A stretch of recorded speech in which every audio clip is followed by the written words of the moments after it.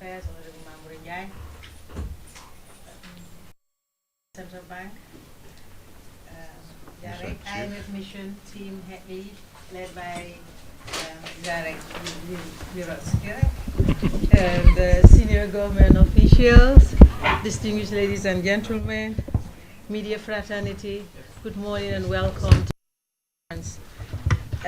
we are gathered here today to conclude yet another IMF mission, which started from the 3rd and ending today, 3rd to the 11th February.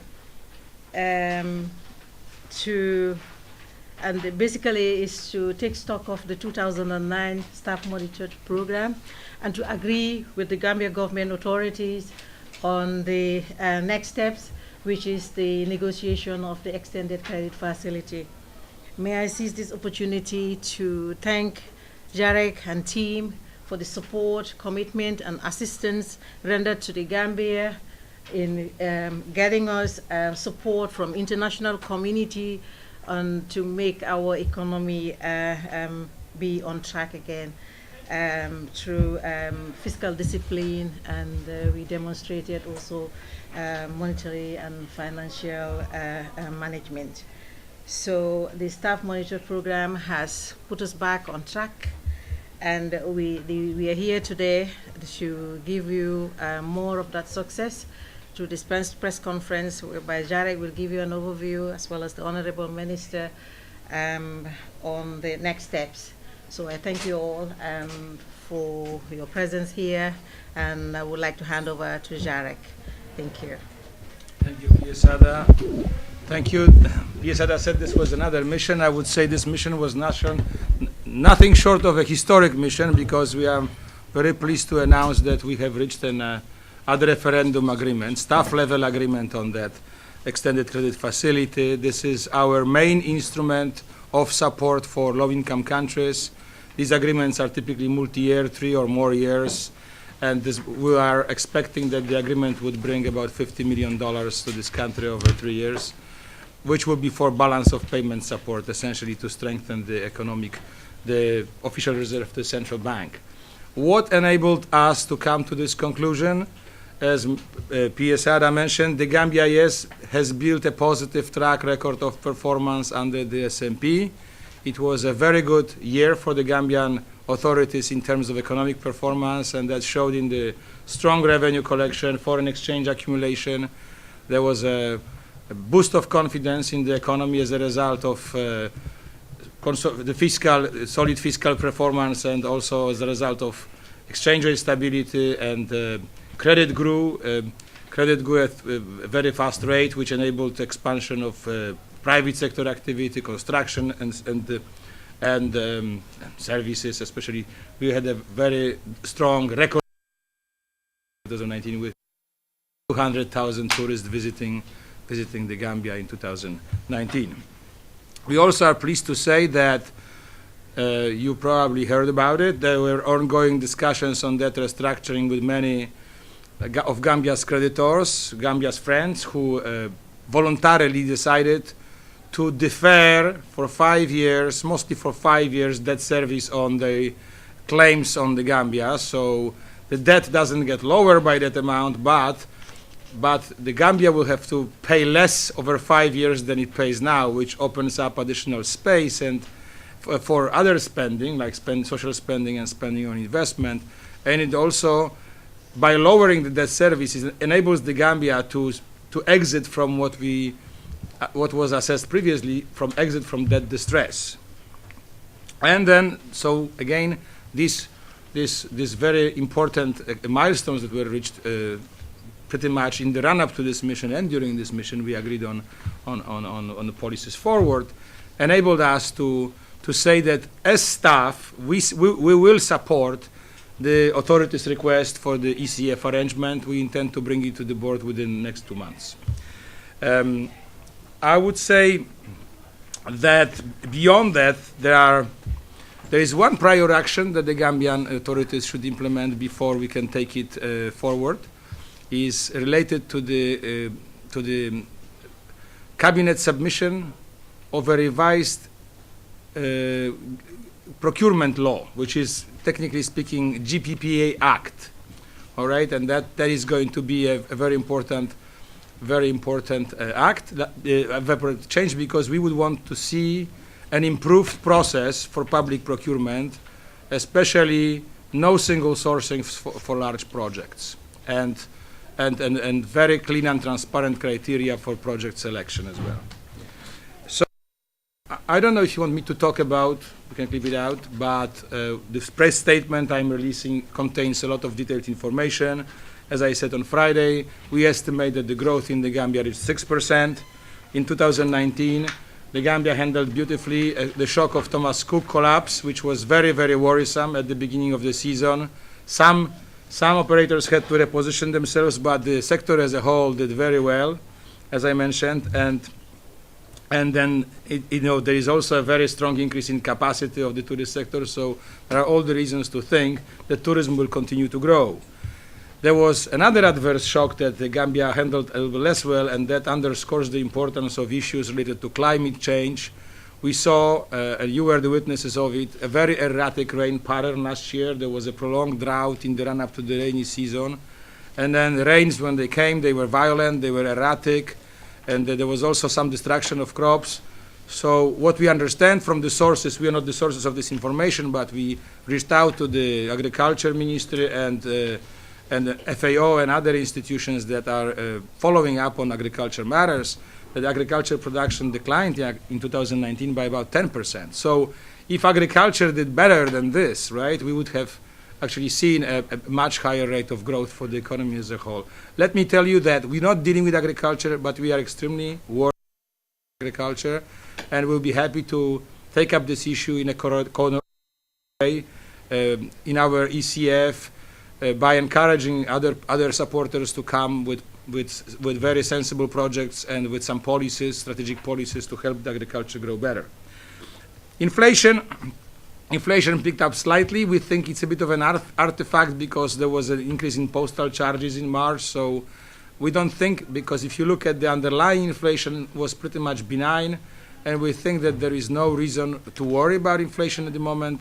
As anybody can see, the exchange rate of the dalasi to the US dollar, which is a good proxy for what inflation is, has been stable. The depreciation of the dalasi was about 3% last year. Right now it's actually appreciating a little bit, which is probably seasonal. All the good reasons to think that inflation is under control. I know there are concerns about rice prices rising because there may have been some bottlenecks in the import process, but rising prices will certainly bring more supply, and then we would expect prices of rice settle back on the averages that we saw in the last few years. The important issue for the Gambia has been all along the external debt, the total public debt. Public debt has declined in 2000. From about 87% in 2018 to about 81% of GDP at the end of 2019. That an impressive decline by 6 percentage points of GDP. It's the ratio that declined. The debt itself does not decline that easily. Was because the authorities maintained strong fiscal discipline, so there was very little issuance of domestic debt and disciplined way of contracting foreign. Also, the fact that the deferrals came in helped reduce debt service going forward. So even though the debt stock stays unchanged as a result of those deferrals, going forward there will be a little bit less debt service, as I mentioned before. What we noted also on the positive side, the Gambia is making huge efforts to bridge governance gaps. This is a very big issue for us as well. We watched with great attention the proceedings of the Truth, Reconciliation, Reparations Commission. This is something that the Gambian population expects to yield results, and we would be very interested in seeing the outcome of this discussion, of this hearings. Also, the works of the Janet Commission yielded the white paper, which established the culpability and responsibility of people who diverted assets. We also expect there will be further actions. On a positive side, further, there has been the authorities prepared a draft anti-corruption bill, and it's been presented to Parliament in December. That bill is also of great importance because it will clarify the responsibilities of public officials, civil servants with relation to asset disclosure and other procedures, and also penalties for graft.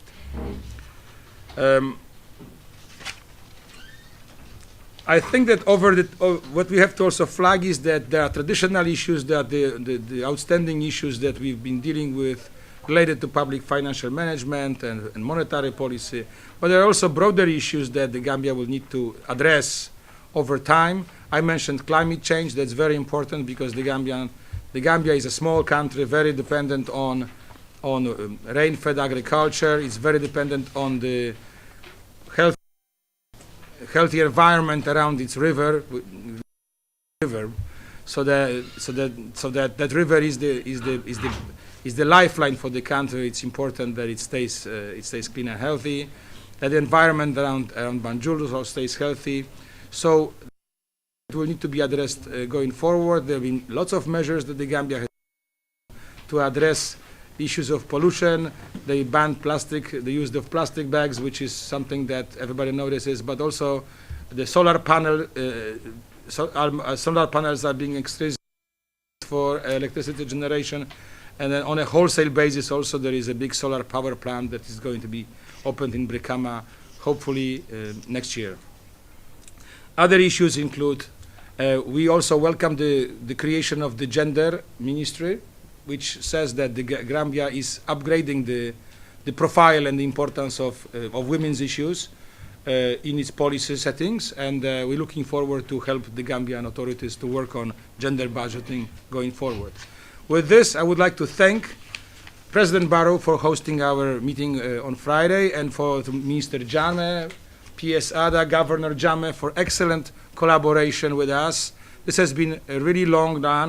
This is my 10th mission here, if I can count so quickly, over 2 years, and it took really a joint, concerted effort of the team that we feel proud to be part of. So I would like to thank everybody, and as I said, this is nothing of a historic achievement. Thank you very much.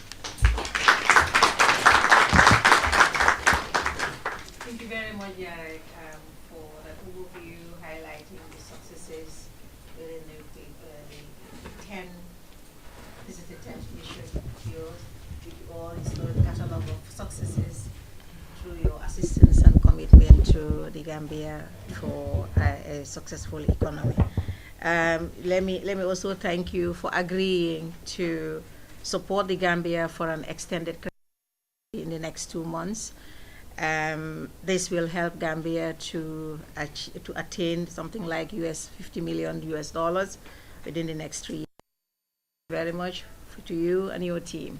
Thank you, and I would like to hand over the mic to the Honorable Minister to give a few words as well. Thank you. Thank you very much, PS. Thank you very much, Jarek. Yes. You've said it all, Governor Central Bank. We've prepared a statement, but I think I will just stick to what Jarek has said. The press release itself says it all. End of 2018, when I went to the National Assembly for the SAP, the intention was to start 2019 with a clean sheet. And that's what happened. This is why I think it's important that, as I salute the support from President Barrow, without him it was a difficult journey, but he supported us. He gave us the full support. But in addition to that, I think I have to recognize the role that the Speaker and the National Assembly has also played. I think it was a very difficult, but at the end of the day, the facts speaks for itself. From the Minister of Finance, we salute everybody. I think every Gambian is part of this success story. It doesn't belong to us. We just happen to be the coordinator. But as at now, I believe we are all on board, and we are looking forward for a brighter future for this great country of ours. It is a country, we are very small, we are very vulnerable, open to exogenous shocks, we have witnessed very strong shocks during the year, agriculture and tourism. And their contribution to GDP is significant. But the fact that we have been able to respond in the timely with the support of our partners, I think we have been proven right that when the team, I think a whole, we don't have to talk any more longer. It is a journey that when we graduate from SMP to ECF and to a full-blown program, the discipline must be maintained and must be sustained. We cannot do it alone. So again, I call on everybody, Gambians and non-Gambians residing in the Gambia, that it takes a team to move a mountain. So far, we have registered great success. The bottom line is how can we, from now on, the gains that we have made, how can we consolidate and move towards a successful Gambia? Jarek, we're grateful. The negotiations were never easy. It's always burning the midnight candle. But I think what we have proven is that we can always work together and achieve a success. The traffic light system, now, I believe we move from red to yellow to green. We are on the green now. So we hope that the green will be there forever. For members of the press, I think we will continue to collaborate. I know you've realized that from the Ministry of Finance, we rely more on press releases and our website. We are not very good at communicating with the press because we believe that whatever we do, the facts will speak for itself. So on that note, I thank you all for coming, and I salute everybody. But most importantly, the President of the Republic of the Gambia, who supported us, who received the IMF. Now I believe he is also a master in IMF programs. He understands the issues, and we are very grateful. Again, we are still in transition, and for a transition country to make and register such a success, I think it takes a very strong political will for us to move forward. So I thank you all very much, and I hope to be communicating more success stories in the future. Thank you very much. Thank you, Honorable. Thank you, Honorable Minister. Thank you all for important occasion. You've all got the copy of the press release. Yes. So it's closed for the day. Maybe you can. Unless you have questions for Jarek. But we can only entertain. So we can entertain a minute too. Yeah, okay. We can have 3 questions. Okay, so your name and excuse me. All the questions to Jarek. Can you tell us your name and the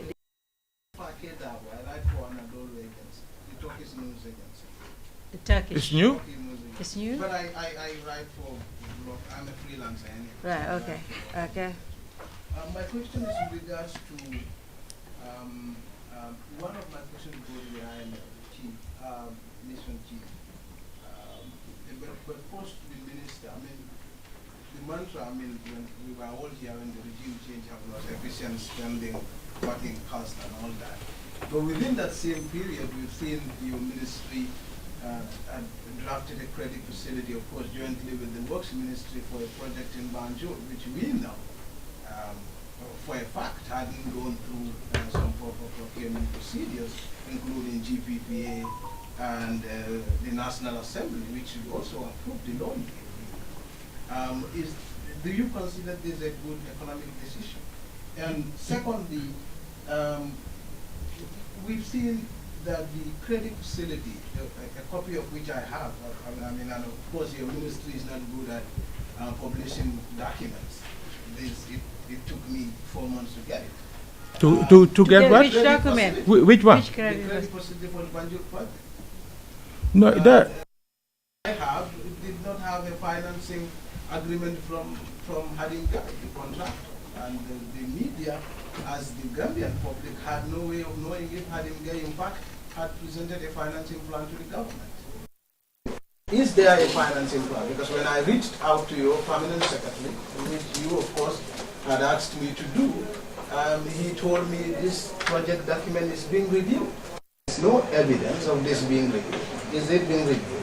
That's the second question. And if I can answer the third one. Let us be fair.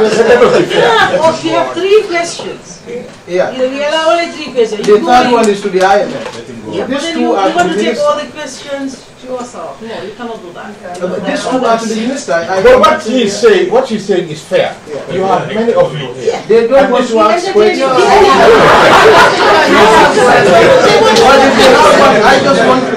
After answering this question, I'm walking out. This is No, you don't walk out. You have to stay and stay and listen to this.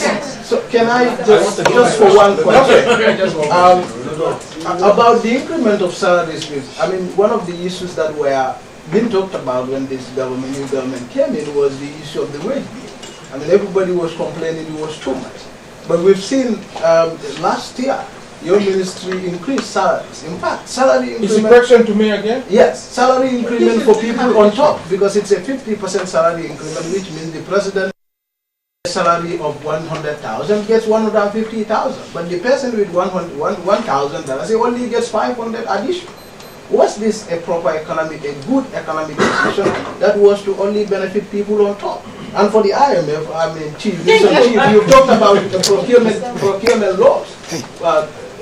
Does IMF have an opinion on the Banjul project? And if so, what is it? Thank you. Do we ask or will you answer first? No, let me allow them to answer. Let's Yeah, because it's one is kind of late, so let me answer. okay. Because mine is actually directed to you. Yours is directed. Okay. Let me just make it very, very clear. The Banjul project was a sort of, it was initiated by Gambians, and it was the first time that we have such a project.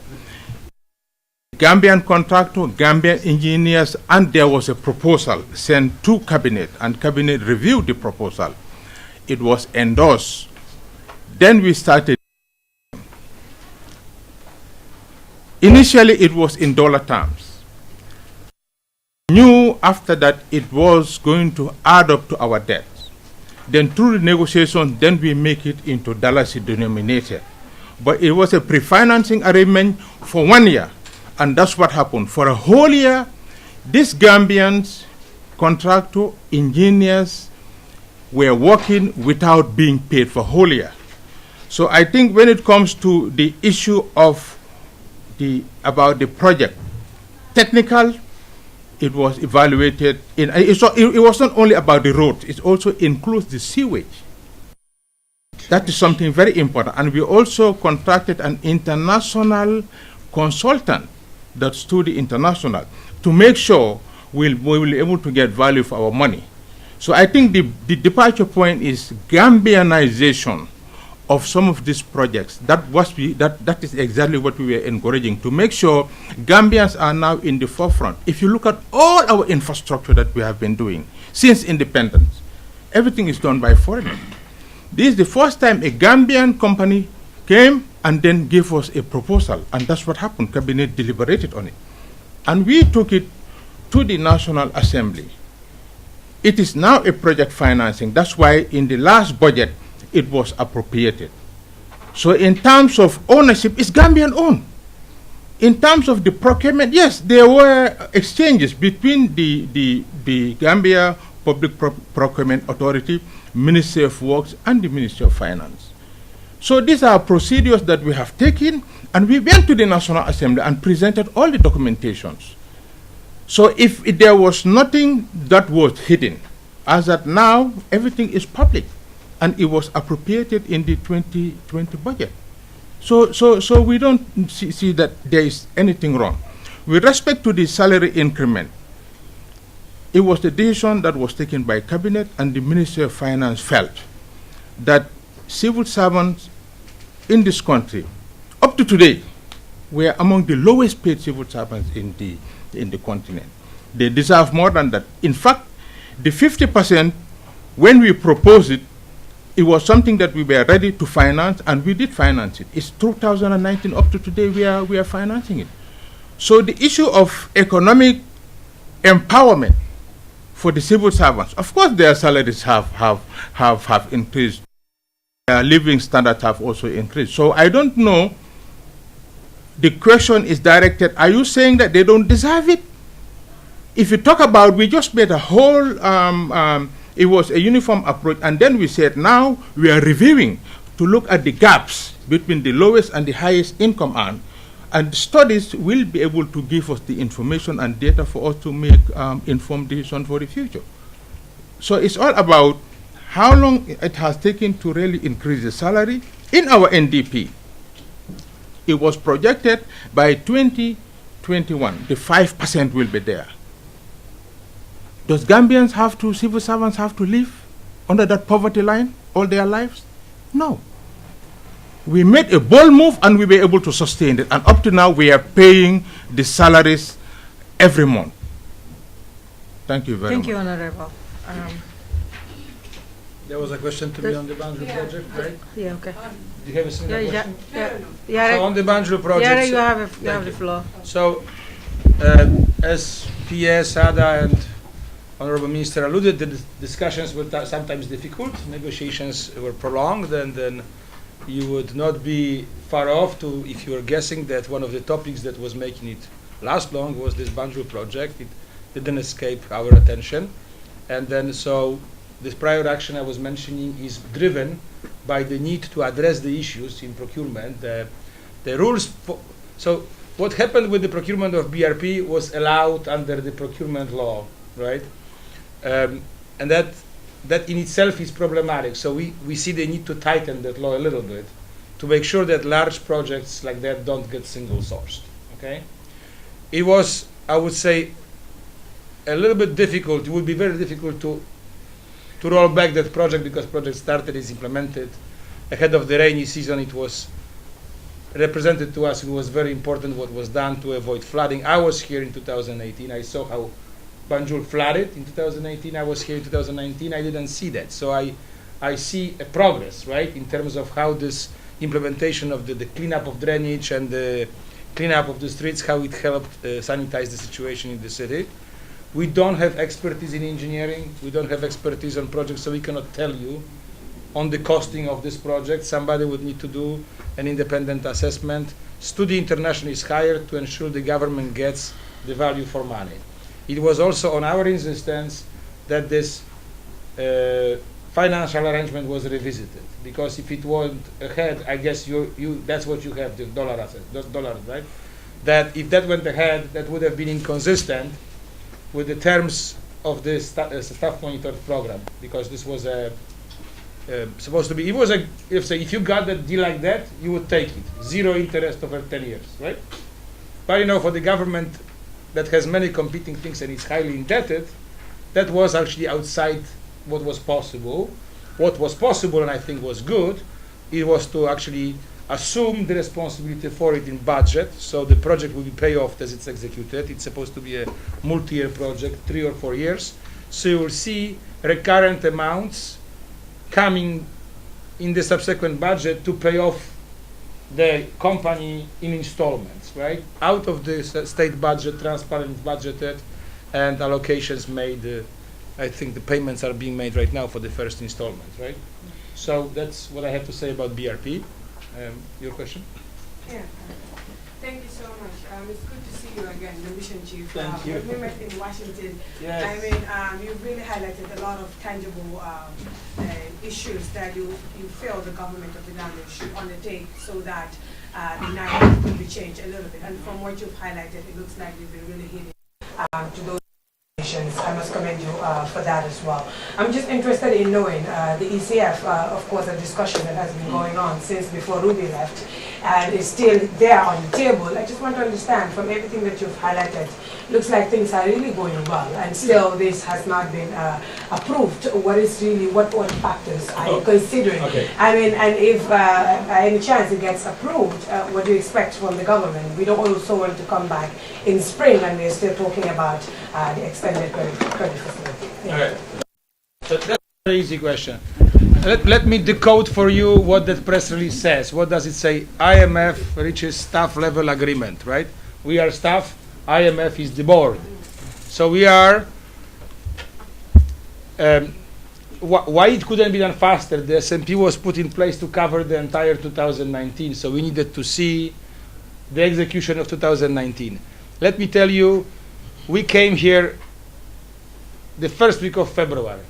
Reasonably, it takes a month, at least a month, to produce reliable data on 2019 performance. We received data even 2 weeks earlier on certain items. I can tell you it was probably in record time that the IMF team received information that was enabling us to put together a brief and then come here fully informed on what was happening in the country to be able to put together a program. So you first need to know what happened to build the basis for the future. The ECF will cover 3 years, 20, 21, 22, and then arrangement will last through June to be able to make disbursements based on the last review, right? So you don't want to go forward unless you know where you are. So now we know where you are. It took us a month and a half to assess that. That's very fast, okay? So the issue of going to the board, we are planning to go to the board. The mission ends today, February 11. We're planning to going to the board in the second half of March, basically within 5 to 6 weeks. That's also nearly record time. We do this stuff so quickly, only in countries where there are cataclysms and you have to act in emergency. We recognize that a lot of time has been spent on discussions, negotiations, and we want to really recognize that momentum and maintain it, so we are really doing it fast right now. But the S&P was for the whole year, so it ended, and now we're moving to ECF. So we are transitioning from ECF, from S&P to ECF within 1 quarter. That's very fast. Thank you very much.